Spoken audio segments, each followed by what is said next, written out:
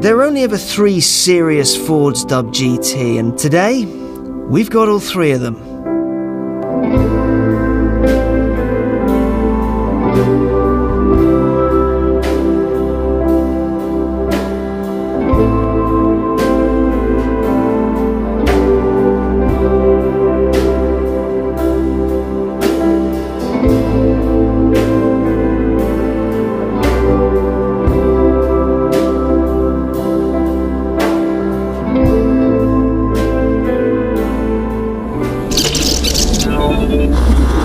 This is the Ford GT. It's Ford's last proper go at a supercar, and it's rather lovely, all told. But to understand it and GT and where the GT lineage comes from, you need to look back to the early 60s to one of the biggest U's in automotive history.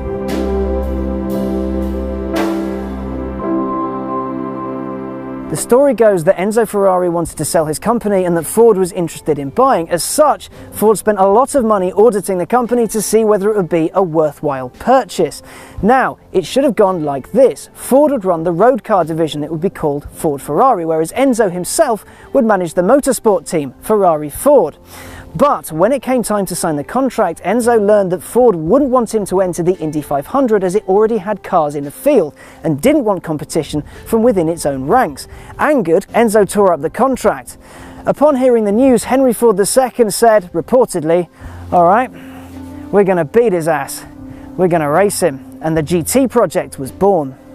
Many partners were sought for the project, with Eric Broadley, the owner and chief designer of race legends Lola, getting the gig. Ford got smart with its hires. As well as the Lola involvement, it hired a former Aston Martin team boss and sent the only guy in the company with any knowledge of mid-engine cars, Roy Lunn, who'd helped develop the mid-engine Mustang prototype, to the UK. And they were all going to work at Ford's new Advanced Vehicles department. The first ever Ford GT, GT101, was unveiled on the 1st of April 1964. Now, the 40 in its eventual name comes from how tall the car is from the ground. It's only 40 inches. Initially, the story goes, it was a nickname, but it soon made the mainstream.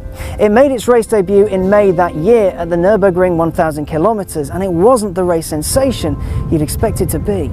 The cars showed promise, but were ultimately scuppered by reliability issues. The GT project was handed over to the legendary Carroll Shelby, the man who put V8s in AC Cobras and tuned Mustangs to the brink of madness later in the season. 1965 saw a Shelby prep car win the Daytona 2000, but the rest of the season was pretty poor. 1966, though, was the GT40's year to shine. 66 would see its first Le Mans win, a race it would go on to win 4 years on the trot, largely unmodified. In 1969, it was even beating the likes of the Porsche 908, but by 1970, race tech had moved on and the once great GT40 was obsolete. The GT40 was, and still is, absolutely stunning to look at. Its curves, its lines, its bulges, its vents, it just makes it unbelievably gorgeous to be in its presence. Its surprisingly small stature twinned with its incredible engineering and giant V8s, anything from a 4.2 in its original incarnation to a 7-litre in the Shelby cars, it captured people's hearts. Only 107 of them were made, and each of them weighed about 908 kilos, so it was pretty featherweight. There were various versions of the GT40 made for different series and eras and that kind of thing, but there's one that's really interesting. It's the Mark III, and it was only made for road use. Only 7 were ever completed, and that's the one we've got here.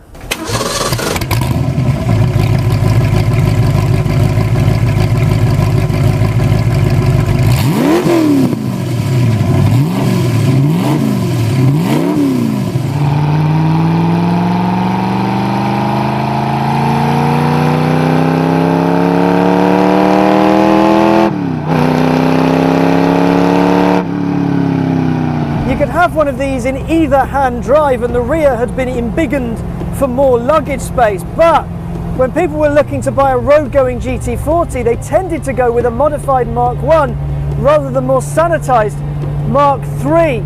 You see, this had softer springs, and its 4.7 litre V8 was detuned to 335 brake horsepower.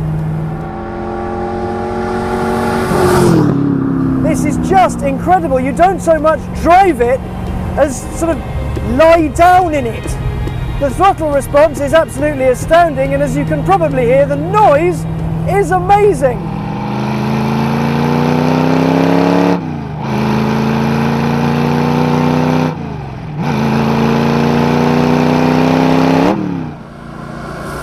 The pedal box is minuscule. So if you do have big feet, wear tiny shoes, or maybe think about sanding off some of your feet. The throttle treble is exceptionally long. You can tickle it a little bit, but you can really put your foot down, and you do sink it mostly into the nose, which is unusual. The steering, however, is very, very, very, very, very, very heavy, like unbelievably so, which makes manoeuvring slowly a little bit of a chore. But to be honest, don't really care about that, because you're driving a GT40, you're driving a piece of racing history, and the rarity of this car does make me a touch nervous. The gearbox is nice and easy. It's a very, very tiny lever, but it's very intuitive. It's a dogleg because it's designed for racing and whatnot. It's still incredibly easy to drive. The clutch is a touch heavy, but when you consider this car is knocking on 50, an idiot like me can drive it no problem at all. That's kind of a testament to the engineering, if anything. I think the wonderful thing about this car is that when you combine its legendary status with just how easy it is to drive, even for an idiot like me, with that noise, good God, just...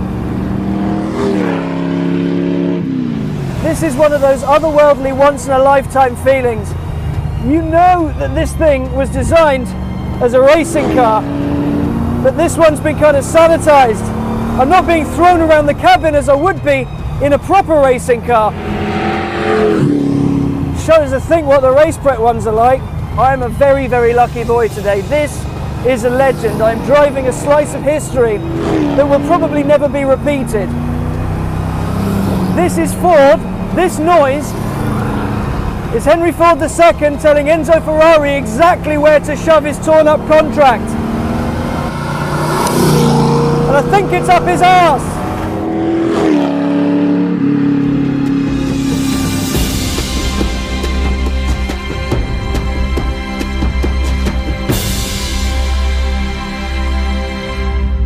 I'm genuinely gutted. I'm going to have to turn the car off and get out of it now. It's that special. It feels that good.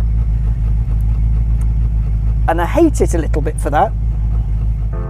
The GT name wasn't going to die when the GT40 did. It was set to come back 3 more times, though its next couple of applications weren't quite as legendary as the 40.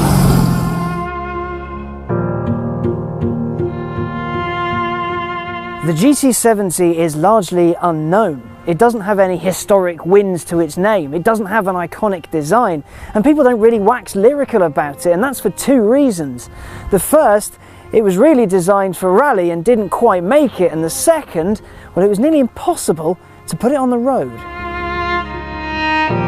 First conceived en route back from the Monte Carlo rally, where Ford's offerings weren't doing all that well. Ford's Escort rally cars were getting thrashed on the world's rally stages by rear-engined, rear-wheel drive cars, and Ford needed to act quickly to get itself back on the podium. Thanks to the announcement of Ford's new Advanced Vehicle Operations, or AVO, in Essex, a facility designed for high-performance, low-volume cars, the GT70 would not only be its flagship, but it would also have a home. Development of the new car had 2 goals. The first was to make a competition-winning car, the second was to make it as cost-effective as possible. Parts had to be off the shelf to keep costs down. The car's designer, Len Bailey, who'd worked on the GT40, was given access to a local dealership, so if he needed a switch, for example, he didn't have to design one from scratch, he could simply go and get one. Its chassis was simple, its interior rally-derived, and his engine was a 2.6-litre V6 out of a Capri. Ford's top brass were asked for the cash to build 500 cars at AVO. It would be a flagship car, a boost for Ford's performance engineering cred, and a luxury sports car from a brand not often associated with them. But trouble was on the horizon. The initial plan was to build 500 for road use, which should have been simple enough. But after showing the GT70 to Ford top brass, Ford USA sent over a document detailing 100 changes that would need to be made for it to reach production. Now couple that with a change in rally regulations, trouble in the Middle East, and one more very important thing, and the GT70's card was marked. The other thing was the car it was supposed to replace, the Escort. The Ford Escort Mark II and RS 1600 trim was more than capable of thrashing pretty much anything on a rally stage. And while the GT70 showed promise, it wasn't really delivering the results they needed.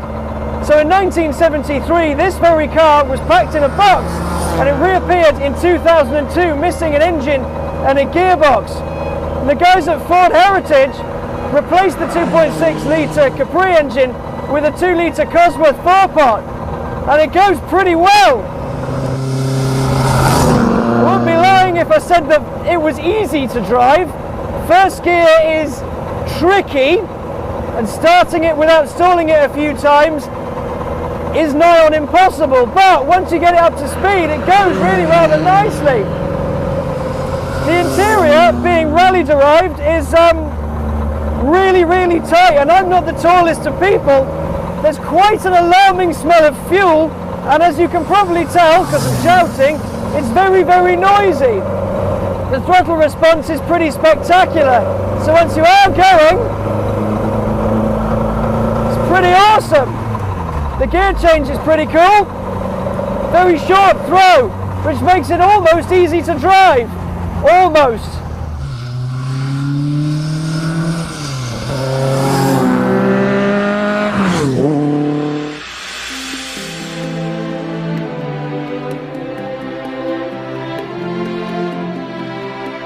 So the GT40 and GT70 each had their own forms of motorsport, but motorsport isn't where the GT story ends. In 1995, the GT90 concept appeared. It was supposed to be the ultimate performance car with 720 brake horsepower, a 235-mile-an-hour top speed, and a 0-60 time of just 3.1 seconds. Sadly, it never made it past the concept stage, its 4 turbos were never actually connected to its engine. Currently, it won't do anything more than 30 miles an hour.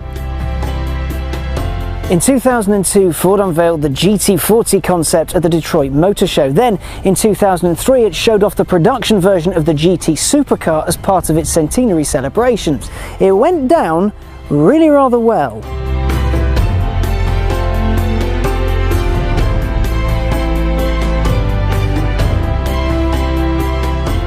4,500 cars were due to be built. Each one was powered by a 5.4-litre supercharged V8 with 550 brake horsepower and 500 pound-foot of torque.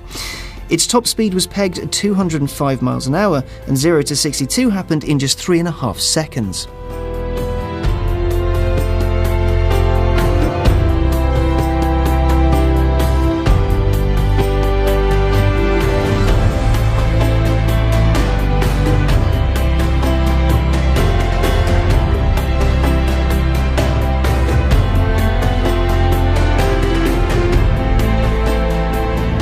And it is absolutely awesome. This thing is unbelievable. It's so easy to drive, incredibly fast. Right now we're doing 90 miles an hour and it took no time at all. The pace this thing throws out is just stunning. All that engine, all that power, all of it just throws you down a runway and it pins you into the back of your seat. God knows how people can drive these within the speed limit. I honestly don't get how they can. Then you have the fact that the steering is really light, which makes it very easy to hurl around, but you still know exactly what the front wheels are doing. It's not light in a vague way. Throw in the gearbox, again, nice and easy. The change is so slick, so simple, so easy. It's It's the kind of car you can give to an absolute novice. I mean, anyone. You can give it to your mum and she'll be able to drive it with no problems at all. Now, it doesn't have traction control, which could cause a few people a few issues, but because of the way it handles, its limit is pretty difficult to find. If you do, it'll give you a little bit of a warning, but when you lose it, I'm told you lose it in a big way. Then the interior is just lovely. It's this sort of future retro style thing. Again, it mirrors the GT40, which its entire design apes. It's got these stunning doors, it's got the look of the GT40 that everyone really wants. It's got that crushing power that you expect from a supercar, especially one that's got GT in the name. It's just cool, but it's cool that anyone can get into. It's been made for normal sized people. I have difficulty getting into a GT40. I can't quite thread my legs under the wheel, but this, you just step in. Everything about this is designed to make it as accessible as possible for everyone. And it does that with absolute aplomb. What cars these GTs are, just wow.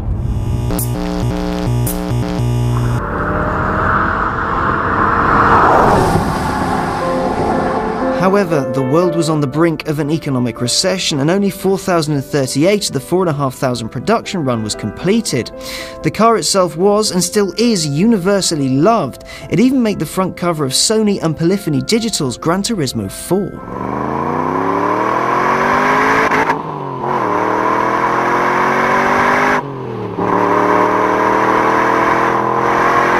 The GT's development story is pretty cool. It was developed by former GT40 boss and Ford modifier extraordinaire Carroll Shelby, and during said development phase it was known quite adorably as Petunia. Now, the engineering in here is also absolutely astounding. It uses superformed plastics, it has single piece door panels, then you have a capless fuel filler system, which I must add is now standard on Fords all over the world. Now, you may be asking why this isn't called the GT40, and there's three reasons for that. The first, and probably the most important, is that it's 43 inches off the ground, and GT43 doesn't really roll off the tongue spectacularly well. The second is it doesn't really share anything mechanically with the GT40. Yes, it's borrowed its look to some extent, and it has a mid-engine layout, but that's just how supercars work. Third and finally, there's a company called Safir GT40 Spares, which makes bits for GT40s, which owns the rights to the GT40 name. Now, rumour has it that Ford licensed the name for the concept version in 2002, but the deal to get it on the production car fell through.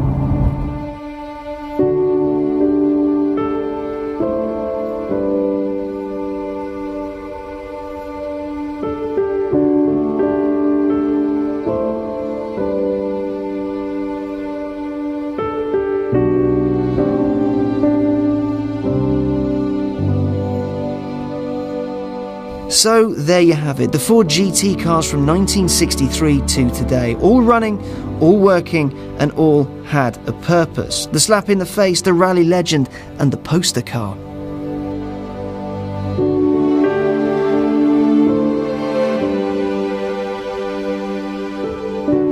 What we have here is 5 decades of Ford's development. These aren't just 3 stories, but a reflection of Ford itself. Because when Ford needs to get something done, it doesn't fight through endless bureaucracy, it just gets its head down and does it. You have a racing legend, a rally car that showed promise, and a supercar that not only still makes grown men go all wobbly at the knees, but when it was launched, caused the supercar aristocracy a little bit of trouble. Currently, there aren't any more GT cars on the horizon, but when they do come, and they will, they'll certainly be special.